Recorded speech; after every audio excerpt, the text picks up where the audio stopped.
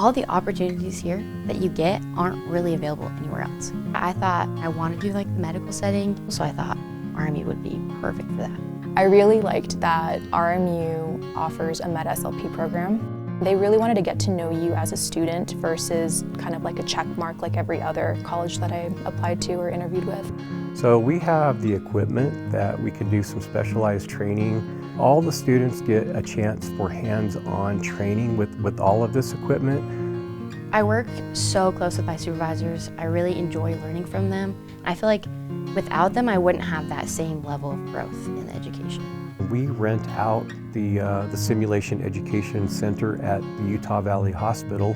Oftentimes when I see them or hear them walking out down the hallway, they're like, that was awesome. That was just a great experience. It's a great environment to learn in. The faculty is wonderful and very supportive of the student population. I feel like the clinical work that RMU offers has been really valuable to my growth as a student clinician. It was really cool to be put in an environment that is intimidating, but it allows us to make mistakes without like high risk.